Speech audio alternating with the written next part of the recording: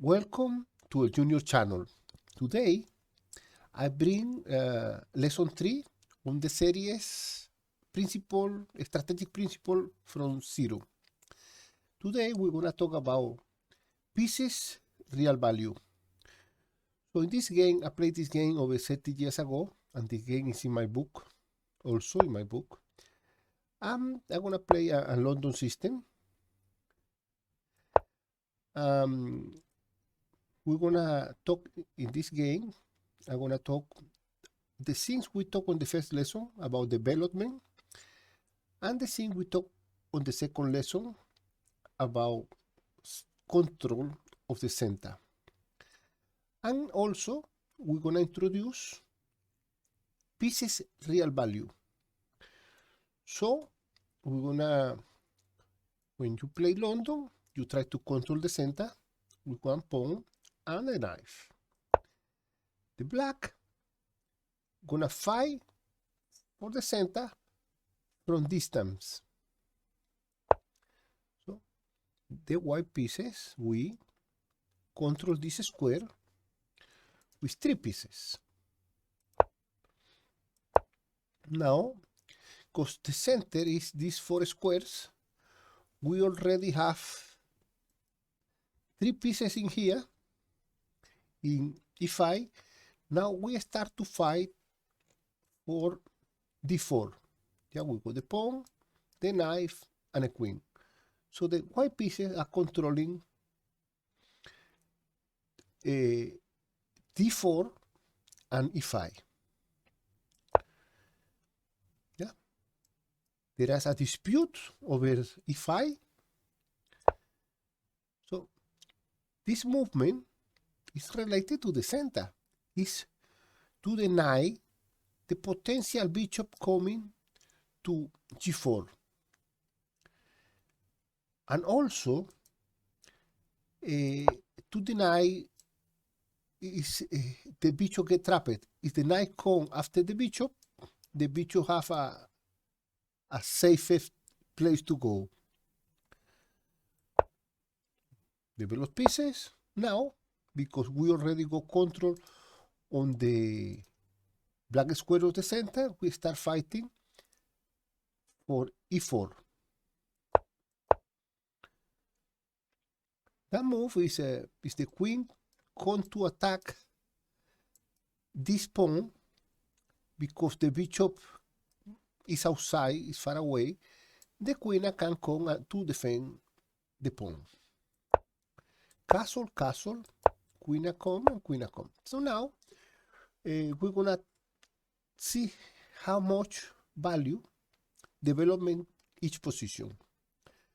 So white pieces have 1, 2, 3, 4, 5, 6, and 7.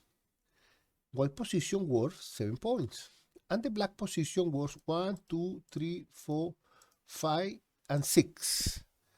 So black is 1 tempo on behind, but this is not too bad, because we know black start second, so it's okay. Knife come after the bishop, or bishop retreat, nothing happen. Queen takes queen, and pawn takes queen. Here we're gonna make a stop. I'm gonna start to talk about pieces real value. But before that, we already mentioned when the pawns take and get closer to the center, the pawns become stronger. So this pawn is helping to control the center each time he get closer to the center. No, double pawns not always are bad. But something happened when, before that, I wanna see this file. This file A, the rook is in A1 already. So when the file get open, the rook control the fire. Because there is a principle that said we must locate the rook on the fire before the fire get open. This is why when you see an open fire, the player run to put the rook. But if you put the rook before the fire get open, you will control this fire forever. Okay, so now we start talking about pieces true value. Okay, when chess players started learning chess, they learned that the knife and the bishop worth 3 points, the rook worth 5 points, and the queen worth 9 points. But this is a lie. This is a lie. That is not true. The pieces have a true value, and the value is based on what the pieces are doing. For example, we're going to talk right now about the bishop in c8. That bishop in this moment worth less than a pawn. Imagine if you take that bishop, you remove that bishop from the board and replaces with a pawn. So a pawn in this square do the same as the bishop does. Defend b7 and d7. But the pawn can move. So the rook get connected. So the bishop cannot move. The bishop no move, that rook doesn't play. So in this moment, in that moment, that bishop was less than a pawn. We're going to talk about the rook. We're going to see that rook. The rook in e8 control 1, 2, 3, 4 squares. And that rook control 1, 2, 3, 4, 5, 6, 7, 8 squares, twice. So no one can come to tell me this rook worth 5 points and this rook worth 5 points. This is a lie. Because this rook, in this moment, worth twice like the black rook. Then with that bishop, this bishop control 1, 2, 3, 4, 5, 6, 7, 8, 9, 10, 11 squares. And that bishop control 1, 2, 3. So no one can tell me that bishop worth 3 points saying that this bishop, because this is a lie. So we must understand the pieces true value is based on what they're doing. So we must try to put our pieces in good squares to control as much as we can. Okay. The black attack the center. We're gonna make an stop. When the pawn was in e7, defend d6. So the black attacked the center without finish the opening. Remember, the opening finish when the rook defend each other, when the rook are connected. So it's attacking before finish the opening. So the bishop doesn't play, the rook doesn't play. So the white ignore that move, just develop. Improve, develop value. And the rook get connected. So in this moment, the white has finished the opening. Remember, the opening finished when one rook defend the other rook. When the rook defend each other, in the right moment, opening ended, and we are ready to start the mid game. So we are ready to attack. And the black, is in behind because that bishop cannot move, that rook cannot move. Also, just developing this piece, we go attack over d6 that cannot be defended in one move. So the black, after thinking and thinking, find that move. That move defend the pawn because it's knife come for the pawn move, attacking the knife retrieved, and the pawn advanced to attacking two pieces. So this pawn now defends himself. However, before that, this knife was the best piece of the black, because this knife is in the center and control A squares. Control A squares. Super knife. Or super knife. But to defend the pawn, the knife move, and now this knife only covered 6 squares. So what happened with the black position? The black position improve or get worse? Get worse. Now the knife control less squares. Okay. So we intend to open this file. We're gonna open the file, so we put the rook on the file before the file get open. That way we're gonna control the file everlasting. So we're gonna count the development value. 1, 2, 3, 4, 5, 6, 7, 8, 9. 1, 2, 3, 4, 5, 6. When I mentioned, when there's a difference of 3 points on development, it's a winning position. So we can talk this deeply in the future lessons. The black develop the rook to not get on behind on development and intend to open the file E, but this is not gonna happen because we're gonna retake with the knight. So if you wanna open, he have to give me his strongest bishop.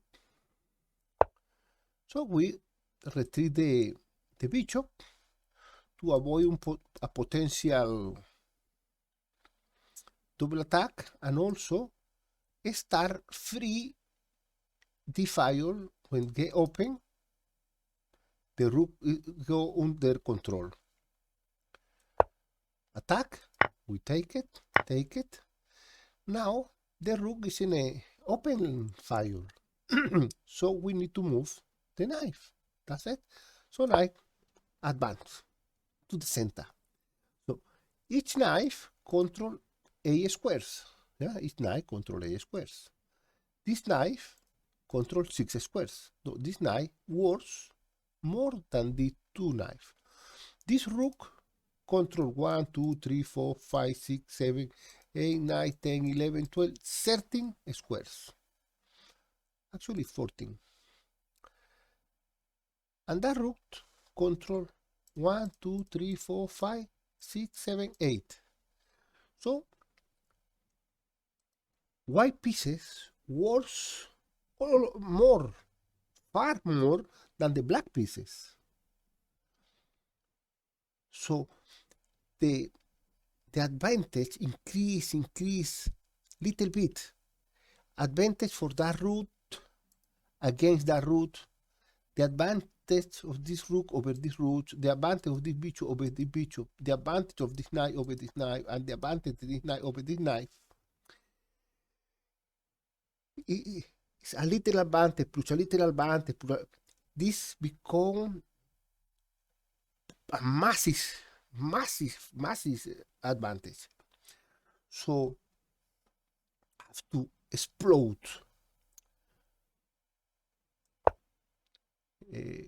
Here, before that, knife can come here attacking the rook. If the rook attack the knife can come here, double attack of the pawn, and if the pawn move, the knife coming here attacking the 2 rooks. So to avoid that, to avoid the black play here, to avoid knife control this square. However, knight on the enemy territory.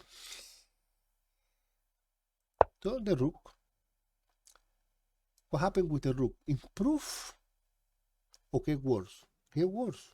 Control less squares. So now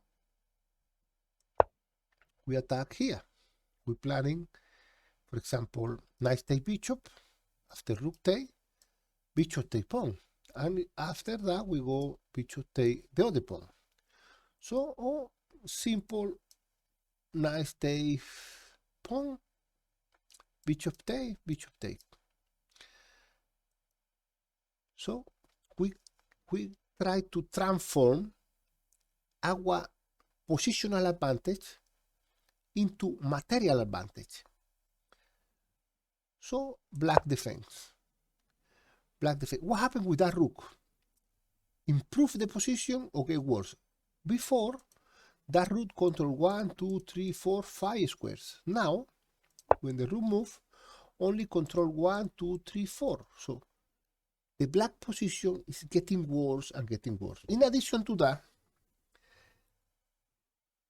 the bishop in g3 is looking that rook with x-ray. This is a base for a combination to use the tactic. So we move the pieces inside the enemy, the territory. So because black is desperate, black want to take the bishop, but can't, because if rook take, now there are multiple attacks. We attack that one, and after rook take the knife, winning a piece. If the knife move, lose the pawn. And also this pawn get 3 attack when the rook is in d5. So the black cannot take the bishop. So black play here. Remember, white pieces are in the mid game long ago because roots are connected. And the black, because the rook no defend each other, is still in the opening. It's still in the opening because the rook no defend each other. But now, with that move, apparently gonna to attack with the bishop. Bishop need to move. After that, gonna move the bishop and solve all the problems. The black solve all the problems. So we have to play energetic. So check, take, check, take, check, and take the rook. It's a base for combination because the rook was attacked by x-ray. So the position change. So the black never finish the opening. From the opening, pass to the end game. How we know we are in the end game? The end game is when the king go into action. When the king enter into action, is the end game. So in the end game, I have to do 3 things. Any end game. In the end game, there are 3 things. Piece activity, king activity, and creation of the pass pawn. This is the three things we have to do. Activate our pieces, activate our king, and create one pass pawn. So at the moment we attack to get an extra pawn. So the black defend the pawn. The bishop still no play. So we have to thinking in the position when there are changes in the position, you trade pieces, you have to see the position with new eyes. It's a different position. And because now we are in the end game, there are different principles. It's 4 pieces attack 1 point. We only can defend with 3 pieces. So we have to be very cautious I'm gonna move the bishop in a place, thinking the next move for the black gonna be this one. Knife in the center, a good bishop. So I'm gonna move the bishop this square. That way when the knife jump, can take my bishop. So this is the move, and we push the knife. We push, hey, take the bishop. Yeah? So the knife take the bishop, and we take. Perfect. So now come here. Very important, not only in the end game, every time we have to cut the board in two parts, the queen side and the king side. And we must attack where we are strong. So if I cut the board in two, I can see on the queen side, I got two rooks against one bishop. So we must play on the queen side. So we attack the pawn. The bishop defend the pawn. It's a take. Bishop take, check, and take the rook. So king into action. Now it's take. I come here and take the bishop. Defend, attack. The pawn cannot be taken because the bishop is under attack. Yeah.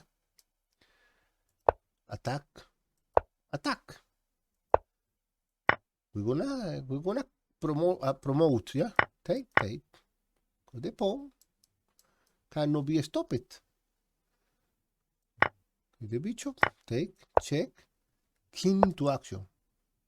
When is the end game? When the king get into action. The king is the more important piece of the end game.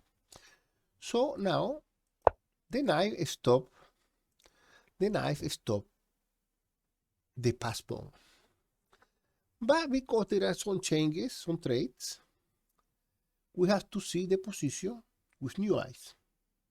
Remember, we cut the board, and now we see another thing before that we're gonna mention. The black have two pieces, knife and a bishop. But the knife is a slave of this square. So the black bishop need to fight against the rook because the knife is a slave. But rook and a bishop, they go far away and come. They can cover all board in only one move because they have long range pieces. So we have to make a plan that we want the bishop come to this diagonal and the bishop become a slave of this pawn, so the rook fight easily against the knife because the knife is slow, need to do many moves to fight against the rook. So we make a plan. We attack the pawn, we attack the bishop, and the bishop become a slave of this pawn. Now we're gonna fight against the knife. But what happened now? We see king side of the board is an endgame 3 pawns against 1. So we must play now on the king side. But we're gonna create a pass pawn. Check. King in the center. Yeah, cannot move the knife because lose the pawn. Check. Take the knife. And black resign. Cannot stop to pass pawns. And easy win. So I hope you enjoy the video. Learn about the true value of the pieces and the concepts we've been talking in the previous 2 lessons. If yes, please give me a like and a comment. Thank you for watching.